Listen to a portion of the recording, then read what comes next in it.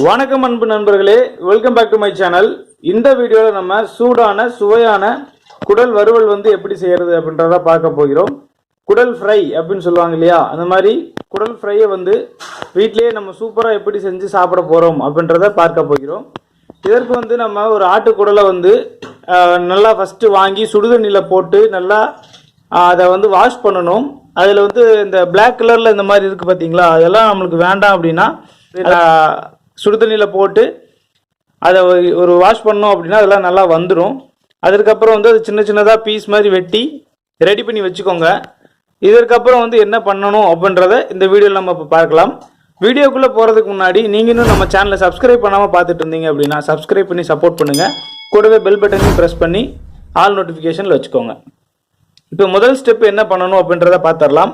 நம்ம க்ளீன் பண்ணி வச்சுருக்கக்கூடிய இந்த குடலில் கொஞ்சம் மஞ்சப்பொடி, அதாவது ஒரு டீஸ்பூன் மஞ்சப்பொடி சேர்த்திக்கணும். அடுத்ததாக இஞ்சி பூண்டு பேஸ்ட் நம்ம எடுத்துக்கணும். இஞ்சி பூண்டு பேஸ்ட் 2 டீஸ்பூன் போட்டுக்கணும். இது நம்ம எடுத்துருக்கக்கூடிய குடலினுடைய அளவை பொறுத்து இந்த இஞ்சி பூண்டு பேஸ்ட்டையும் மஞ்சப்பொடியினுடைய அளவையும் நம்ம அட்ஜஸ்ட் பண்ணி போட்டுக்கணும். அடுத்து என்ன பண்ணணும் அப்படின்னா, இது ஒரு குக்கரில் போட்டு கொஞ்சமாக தண்ணி ஊற்றி அதை நல்லா பெரட்டி விட்டு ஒரு 10 விசில் இல்லை 12 விசில் வர்ற அளவுக்கு நம்ம இதை வேக வைக்கணும். இது நம்ம தனியாக தண்ணி ஊற்றணும் அப்படின்னு அவசியம் இல்லை. அதாவது குடல் வெந்ததுக்கப்புறம் தனியாக நம்ம தண்ணி ஊற்றணும்னு அவசியம் இல்லை. இதில் நம்ம வேக வைக்கும் பொழுதே இந்த தண்ணி நல்லா நம்மளுக்கு கிடைக்கும். அதை நம்ம ஃப்ரை பண்ணும் பொழுது சேர்த்திக்கிட்டோம்னா கூடுதல் டேஸ்ட் கிடைக்கும். இது நல்லா ஃபஸ்ட்டு இப்போ பெரட்டி விட்டுக்கோங்க. நல்லா பெரட்டி விட்டதுக்கப்புறம் கொஞ்சமாக கல்லுப்பு எடுத்துக்கோங்க. கல்லுப்பு இதில் போட்டு அதையும் நல்லா மிக்ஸ் பண்ணி விட்டுடலாம். இது அந்த டேஸ்ட்டுக்காக இப்போ இருந்தே நல்லா ஊறிடும். இந்த எல்லா குடல்லையும் பார்த்தீங்கன்னா இந்த உப்பினுடைய டேஸ்ட் நல்லா இறங்கிடும். அதுக்கப்புறம் நம்ம வறுவல் செய்யும் பொழுது நம்மளுக்கு கரெக்டான அளவுக்குண்டான நம்ம டேஸ்ட் நல்லா கிடைக்கும். பர்ஃபெக்டான டேஸ்ட்டில் சுவையாக நம்ம சாப்பிட்றதுக்கு ஏதுவாக இருக்கும். இப்போ நம்ம இதை மூடி வச்சு ஒரு 10லிருந்து 12 விசில் வர வரைக்கும் நம்ம விட்டுறலாம். குறைஞ்சது 10 விசில் விட்டால் தான் இது நல்லா வேகும்.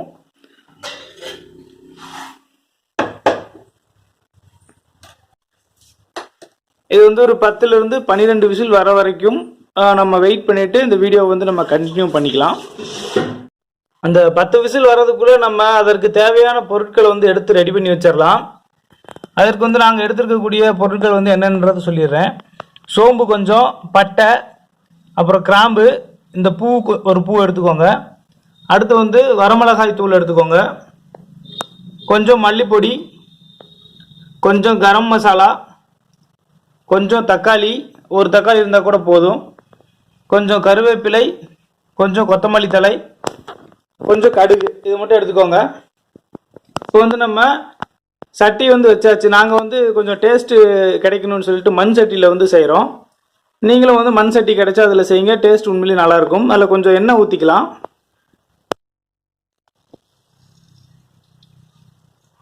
எண்ணெய் லைட்டாக சூடான உடனே கொஞ்சம் கடுகு போட்டுக்கலாம். இப்போ நம்ம செய்ய போகிறது குடல் வறுவல் செய்ய போகிறோம். குடல் ஃப்ரை. வீட்டிலேயே சூடான சுவையான குடல் ஃப்ரை செஞ்சு சாப்பிட போகிறோம். எண்ணெய் ஒரு அளவுக்கு சூடாயிடுச்சு. கொஞ்சம் கடுகு போட்டுடலாம்.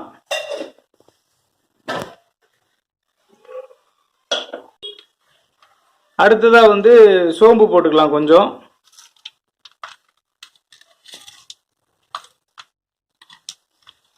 அடுத்து பட்டை,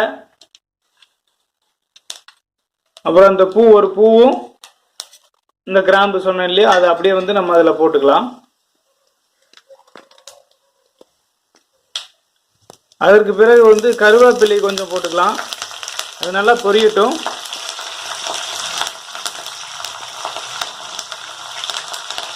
வெங்காயம் சொல்ல மறந்துட்டேங்க. கொஞ்சம் வெங்காயம் முக்கியமான ஒரு இன்க்ரீடியண்ட்டே பார்த்தீங்கன்னா வெங்காயம் தான். வெங்காயத்தை சொல்ல மறந்துட்டேன்.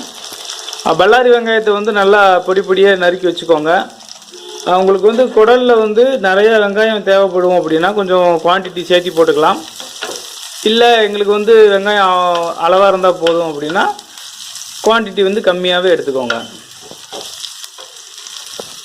இந்த வெங்காயத்தை போட்டு அந்த நல்லா எண்ணெயில் வந்து கொஞ்சம் நல்லா வேகிற அளவுக்கு விட்டுருங்க.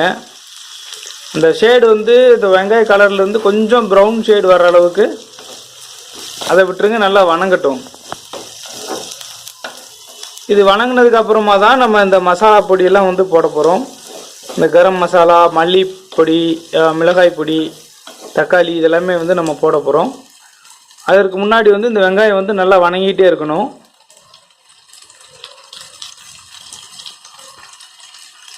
டேஸ்டான குடல் வறுவல் வந்து நம்ம வீட்டிலேயே வந்து செஞ்சு சாப்பிட்றதாங்க ஹெல்த்து.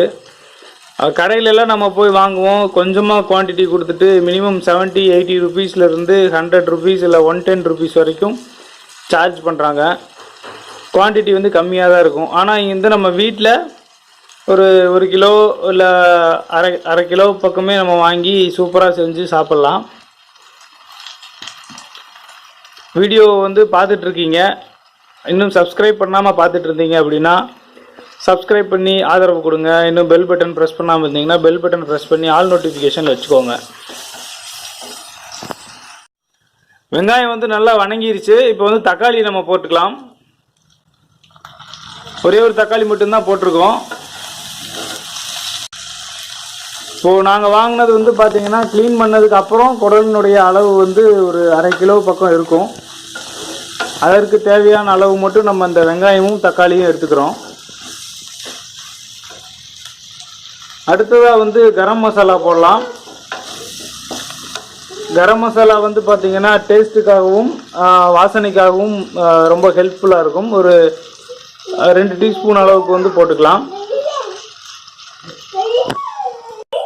கரம் மசாலா போட்டாச்சு. அடுத்து வந்து மல்லிப்பொடி 2 டீஸ்பூன் போட்டுக்கலாம்.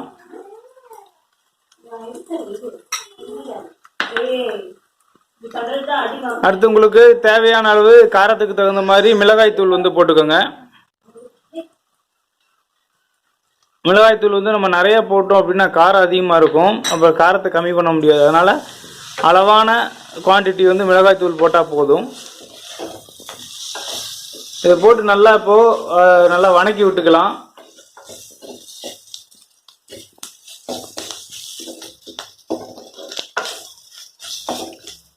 இந்த மண் சட்டியில் செய்யும் பொழுது பார்த்தீங்கன்னா பார்க்குறதுக்கும் சரி வாசனையும் சரி நல்லா இருக்குங்க. அதே மாதிரி சாப்பிடும்போது டேஸ்ட்டும் நல்லா இருக்கும் அப்படின்னு நினைக்கிறேன். மண் சட்டி சமையல் வந்து உண்மையிலேயே சூப்பராக தான் இருக்கும். உங்கள் எல்லாத்துக்கும் தெரிஞ்ச ஒரு விஷயந்தான். இதில் வந்து நம்ம இந்த மாதிரி செய்யும் பொழுது கறி குழம்புல வச்சாலும் சூப்பராக இருக்கும். இதில் ஒரே ஒரு அடிஷ்னலாக வந்து நம்ம என்ன சேர்த்த போகிறோம் அப்படின்னா கொஞ்சம் இஞ்சி பூண்டு பேஸ்ட்டும் வந்து இதில் போட போகிறோம். இஞ்சி பூண்டு பேஸ்ட் வந்து பார்த்திங்கன்னா இன்னும் வந்து சுவையை வந்து கூட்டி கொடுக்கும். உங்களுக்கு தெரியாத ஒன்றும் இல்லை, இருந்தாலும் வந்து நம்ம வீடியோவில் வந்து சொல்லணும் இல்லையா. ஒரு ஐடியாக்காக நிறைய பேர் வீடியோஸ் எல்லாம் பார்ப்பாங்க. ஏற்கனவே குடல் ஃப்ரை செய்ய தெரியும், இருந்தாலும் எப்படி வேறு ஏதாவது ஐடியா இருக்குதா அப்படின்னு சொல்லி வீடியோவில் வந்து சர்ச் பண்ணி பார்ப்பாங்க யூடியூப்பில். மேபி அவங்க இந்த இதெல்லாம் யூஸ் பண்ணாமல் இருந்தால் அவங்க வந்து இந்த இன்க்ரீடியண்ட்லாம் பார்த்து யூஸ் பண்ணிக்கலாம் இல்லையா. அதுக்காக தான் இந்த வீடியோ வந்து நான் போடுறேன். இப்போ வெங்காயம் வந்து எல்லாம் அந்த மிக்சப் ஆயிடுச்சு மசாலாவோட. அடுத்து வந்து நம்ம என்ன பண்ணணும் அப்படின்னா குடல் வந்து எடுத்து அதில் இருக்கிற தண்ணியை ஃபஸ்ட்டு கொஞ்சம் ஊற்றிக்கலாம். நம்ம வந்து ஆல்ரெடி வந்து வேக வச்ச குடல் இருக்கு இல்லையா, மஞ்சள் பொடியெலாம் போட்டு அதில் இருக்கக்கூடிய தண்ணியை ஃபஸ்ட்டு கொஞ்சம் ஊற்றிக்கலாம். அப்படியே வடித்து தண்ணியை வந்து நல்லா ஊற்றிட்டு அது வந்து நல்லா அப்படியே கொஞ்சம் கிளறி விடுங்க. அந்த மசாலாவோடு இது நல்லா மிக்சப் ஆகட்டும். கொஞ்சமாக வந்து டேஸ்ட்டுக்காக உப்பு போட்டுக்கிறோம், கல்லுப்பு.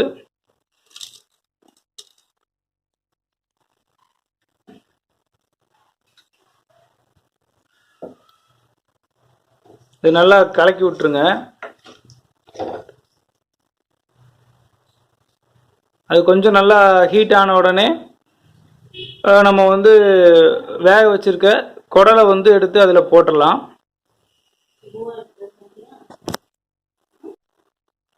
லைட்டாக இங்கே பாருங்கள் கொதி வர்ற மாதிரி இருக்குது. இந்த மாதிரி நம்ம அந்த குடல் தண்ணி ஊற்றணும் இல்லைங்களா, அது வந்து நல்லா கொஞ்சம் வேகணும். அப்போ தான் வந்து நம்ம சாப்பிடும் பொழுது அந்த ஃப்ரை வந்து வேறு லெவலில் இருக்கும் டேஸ்ட்டு. நீங்கள் பார்த்தீங்கனாலும் நல்லா தெரியும், கொதிச்சுக்கிட்டு இருக்கு, அதாவது வெந்துக்கிட்டு இருக்கு. இது செய்யும்போதே நாக்கு நான் சொல்கிறத கேட்க மாட்டேதுங்க, டேஸ்ட் பண்ணி பார்க்கணுன்னு சொல்லுது. இருந்தாலும் நம்ம சமையல் முடிய வரைக்கும் வெயிட் பண்ணி தானே ஆகணும், வேறு வழி இல்லை, வெயிட் பண்ணி தான் ஆகணும். வெயிட் பண்ணுறேன். இது நல்லா கொதி வந்துருச்சு. அடுத்து வந்து நம்ம அந்த குடலை வந்து அதில் போட்டுடலாம். குடலை வந்து அதில் போட்டுட்டு இந்த குடலை வந்து நல்லா போட்டு ஃபுல்லாக பிரட்டி விட்டுடலாம். அந்த தண்ணி நம்ம ஊற்றின தண்ணியில் வந்து ஃபுல்லாக முங்குற மாதிரி நல்லா வேகிற மாதிரி அதில் போட்டுருங்க. இது அப்படியே இந்த மசாலா வந்து இந்த குடலில் வந்து நல்லா ஒட்டுற அளவுக்கு கொஞ்சம் நேரம் வந்து அது கொதிக்கணும், வேகணும். அது கொஞ்சம் நேரம் நல்லா வேகட்டும். இந்த ஆவி வந்து வெளியே போகக்கூடாது அப்படின்றதுக்காக நம்ம நல்லா மூடி வச்சிட்டோம் அப்படின்னா இன்னும் நல்லா வெந்துடும். ஏன்னா வந்து மேலால் இருக்கக்கூடிய அந்த பீஸ் எல்லாம் வந்து நல்லா வேகணும் அப்படின்னா நம்ம மூடி வச்சோம் அப்படின்னா நல்லா வெந்துடும்.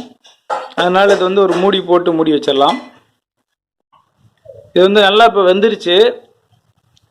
நம்ம இந்த மூடி வச்சது வந்து ஒரு 10 நிமிஷம் 1/4 மணி நேரம் அப்படியே விட்டுருங்க. அப்போ தான் வந்து நல்லா வேகும். அடுத்து வந்து காரத்துக்காக வேணும் அப்படின்னா லைட்டாக வந்து பெப்பர் வந்து நம்ம மேலால் தூவிக்கலாம். ரொம்ப லைட்டாக போட்டால் போதும், நிறையா போட்டால் காரம் அடிக்கும். அடுத்ததாக வந்து கொஞ்சமாக மல்லித்தூள் போட்டு, மல்லித்தூள் மல்லித்தலை போட்டு நம்ம இறக்கிடலாம். அவ்வளோதான், இந்த ரெசிபி வந்து ரெடி ஆயிடுச்சு. இது நம்ம அடுத்து வந்து டேஸ்ட் பண்ணி பார்க்குறது மட்டும்தான் மிச்சம். அதையும் வந்து டேஸ்ட் பண்ணி பார்த்தாலாம் வாங்க.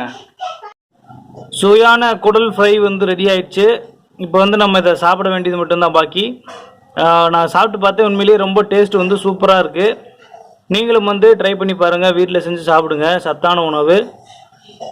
நீங்கள் இன்னும் நம்ம சேனலை சப்ஸ்கிரைப் பண்ணாமல் பார்த்துட்டு இருந்தீங்கன்னா சப்ஸ்கிரைப் பண்ணி சப்போர்ட் பண்ணுங்கள். கூடவே பெல் பட்டனை ப்ரெஸ் பண்ணி ஆல் நோட்டிஃபிகேஷனில் வச்சுக்கோங்க. வேற ஒரு வீடியோவில் உங்களை வந்து சந்திக்கிறேன். அதுவரை உங்களிடமிருந்து விடைபெறுகிறேன். என் பெயர் விஜய் பிரபாகர். நன்றி, வணக்கம்.